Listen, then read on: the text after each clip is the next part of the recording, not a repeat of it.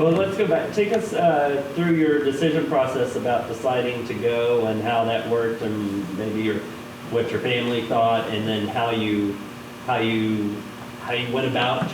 Well, my wife did want me to go at the time I was married, and she said no. She didn't want me to go. It was too dangerous, and we were kind of short on money too. So yeah, you need to stay here and work and this and that. And I said, well, I'm training and doing the search stuff, and and by then they had been there for a week, I guess, searching, and it was and all the firefighters, those are all my brothers, and the medics and paramedics who were down there. They were my brothers and sisters. We were like a family, and I'm like, I want to go down and help. So it was kind of an argument back and forth with her, and then I had to go to the hospital, and I told him, I wanted to go, so I wanted to leave absence, and take off. I wanted to go down there, and oops, let me get this real quick. I'll turn that off. And anyhow, I took a leave of absence, and the hospital said it was fine, that I could stay as long as I needed to stay down there. And so I packed my bag shortly after that, and I believe it was on the 19th. It's just so long ago. I think it was on the 19th I left down there. It was 18th or 19th I left and flew down there. I flew on a plane down there. There was nobody on the plane. It was completely empty, and there was only a pilot and 3 stewardesses. And I flew down there and flew into JFK. And when I got to the airport and got off the plane, the airport was completely empty. There was nobody in there at all. I didn't see anybody in there, nobody, I think, but maybe 2 or 3 people out of the whole airport. It was completely empty. And it was like a ghost town. It was something like out of the Planet of the Apes or something. It was really weird.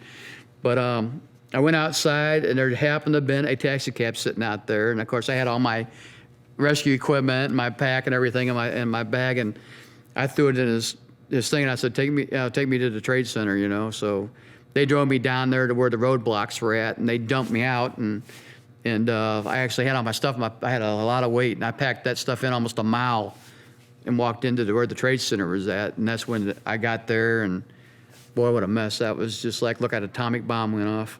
It was just unreal. It was, whew. And did you contact someone beforehand and say, I'm coming? How did that work? No, I had talked to a couple people, and they said just come on down, and they would hook me up with somebody when I got there. One of the liaison people down there, they just come down, show your ID. When you get down here, we'll get you hooked up with a team. Once I got down there, then I went to the IC down there where there was an IC incident command post set up at, and they set me with a group of guys down there, hooked me up. Well, so take us through that process. So you got out of the cab and you walked the mile in, and then take us from there. Yeah, I walked into there, then I set my gear down, and there was a guardrail next to where you could overlook the trade centers at, where it was just a drop off down where the trade center is. It was just a deep pit. It was huge.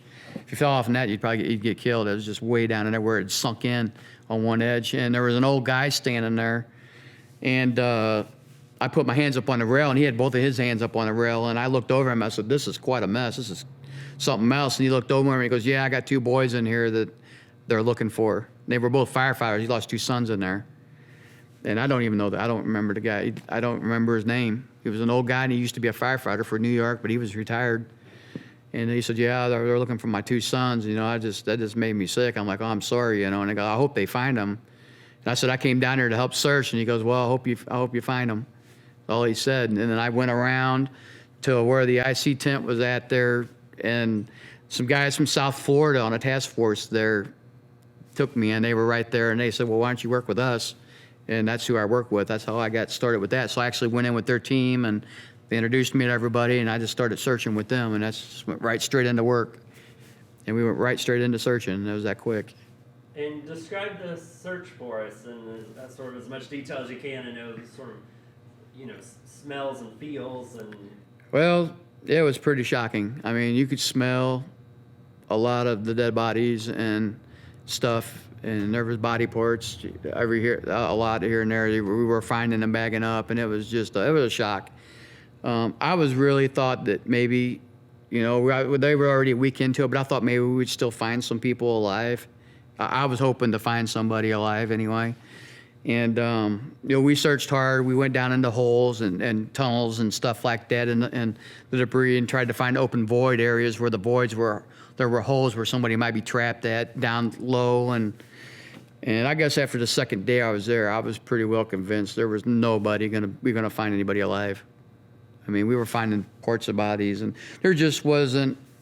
And we had meters, to measure toxic fumes, and we would go down and our alarms would go off and we'd have to get back out because of toxic fumes and stuff. And there was just way that anybody was going to survive in there. And we'd get down in spots where the fire was burning. That place burned forever. And we'd get down in spots where it was just extremely hot and we had to get out because it was still on fire. And we had to back out. We'd go down into where it was burning and come out.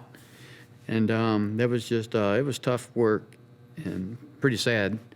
A lot of people standing around waiting to see if any of their family members were going to be found. Real heartbreaking. And then were people also fighting those fires? How was that working? They were squirting some hoses on some fire on one side of the trade center for a while. They ended up stop doing it. They didn't do it anymore, and they just quit squirting water on it, and it just burnt.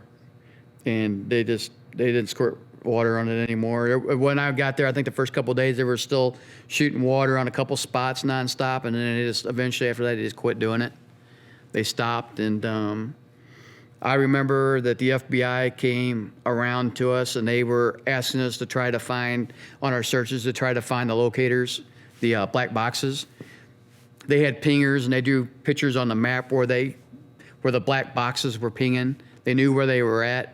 And we were in the area. If we found them, this is what they look like. Make sure you get them, and so we can have them. And then a couple of days after that, they said forget about it. They lost one of them was in a hot spot, so it probably burned up. And the other one, they just said forget it. We'll find them later. Don't even worry about it anymore. And so that was kind of a thing that we were searching for too. But they ended up saying forget. Don't even worry about them anymore. And then how many days were you down? I was there 8 days. And what was your shift like? How? We worked long shifts. They were like 12, 14 hours. They were very fatiguing. And we'd stop take a little break and eat out there and rehydrate a little bit. And then we'd go right back out. And we just search and dig and search any holes, any crevices we could find basically. And I guess I was there for 4 days, and I found 2 firefighters that second week that they carried out from the middle of the fire that they had the flags covered over. I found those guys, both those firefighters, and they were somewhat intact, and that's the ones that they recovered from the fire department they brought out. I found those guys, and that was kind of hard. We knew they were all over, scattered all over, dead or over, but to find a couple firefighters, it was kind of hard. Talk about that. Take us through that day, when that was and what. Well, I was on the the west side of where the trade centers were. A lot of the debris, I believe it was the west side, and I was walking through a lot of the debris. Me and one of the other guys I was with. It was actually one of the girls I was with. We were separated, but we were together, and we were walking through the debris, and I found a little bitty belt sticking up out of a lot of compact material. It was a little white belt with it looked like one of our air pack straps. And I stopped, and when I looked at it, it was the freak thing that I even seen it. But there was also a real heavy smell right there of a dead body. And I seen that, and I'm like, well, something told me to start digging. And I didn't have any tools, and all I had was my hands at that time. So I started digging with my hands and ripping material and metal and stuff, and I kept digging, and I found an air pack, part of an air pack, the top part of it, just a little piece of it. So I kept digging, and I said, well, I found an air pack. And I thought maybe it got ripped off, or it was a spare one they had laying, and that's what I was hoping it was. And of course, I could smell the smell, so I knew probably it wasn't. And I kept digging, and I found part of a side of a body, part of a bunker gear off of one of the coats. And I knew that it was part of a firefighter. I just didn't know how much of one. And I kept digging. Well, then I found an arm with the glove on it, and it was like that. And I knew I had found part of a firefighter, so I pulled out some material, and I finally found a radio and stuff that had a number on it. So I called back. We got a hold of our team leader, and then our team leader got a hold of the fire department there and let them know that we had a firefighter body that we had found. And more than likely, there was more there than one because they usually stayed together. So there may have been more right. There might be more right there. So they brought in the fire department that ID'd the equipment, and their team came in and actually recovered the bodies out of respect for them. They uncovered them and got them out of there and retrieved them. But that's kind of how that went. Yeah. And when was that? When was that? As far as when you were there, was that this early on, or was that? That was that was about halfway. I think it was about the 4th or 5th day I was there. And talk about, so when you would leave at the end of your shift, where you stayed? We marched out. They marched us out, and they always had our buses somewhere in a different location every time. So we marched out as a unit to the bus that picked us up, and then they took us to the a Savage Center, and they never traveled the same route twice. It was a security thing. So every time that they picked us up to go back to where we were staying at, we always traveled a different route. So we never knew where we were going, but they loaded us up, and only the bus driver knew the route we were taking. And of course, they would escort us with the police and everything, and they'd take us back to the center. Once we got back, we were all tired and just completely dirty and beat, and of course, you smelled like stuff you didn't want to smell like because you were handling things and like, and everything. So first thing you did was you took off all your clothes, you went and took a bath and got cleaned up. And once you got cleaned up, you got something to eat. And some different guys did different things. Some guys just laid on their cots and went to sleep. Other people called their family. I think most of us, we called our families back home and let them know we're okay. And they had cell phones for us to use and stuff like that, landlines. So we were able to call the families back up and let them know that we were okay and still alive. And we had a couple bomb scares while we were there. It was kind of nuts. And so everybody was scattered and get back from where they said we needed to go. And so we were always letting the families know we were okay. That was a big part of our night, was talking to the families and settling in. And then we'd sit around thinking about what we were going to do tomorrow, which was the same thing as we did the day before and the day after that. So. And what about the scenes around the trade center, the families and the signs and those things? Oh, it was awful. There was a lot of people standing there with pictures of their family members on signs, and a lot of people were waving signs saying, "You guys are our heroes," and stuff like that. But there was a lot of women and stuff right close to where we were searching at. They had an area over on the backside, I guess it was, where a lot of the family members and the wives, a lot of the wives and their kids were standing there.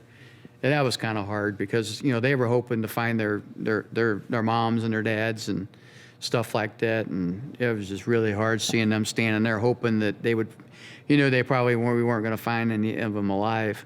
And they were all, they're standing there hoping we'd find them. And it was really hard. And did you have any interaction with those? I talked to a couple of them. And, they still were very positive that we were going to find their loved ones alive. They weren't giving up hope.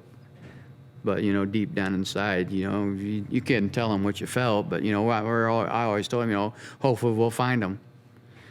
And, and some of them knew that they probably weren't alive. And they said, well, we just hope you find them to bring it. We need to have closure. We need to have them back.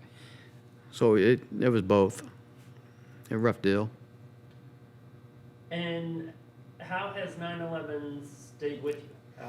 It's with me every day. There's not a day goes by every day since that happened that I don't think about it every day. And I don't dream about it. I have dreams about it all the time. It's something that's with me every day. It's like it happened last week.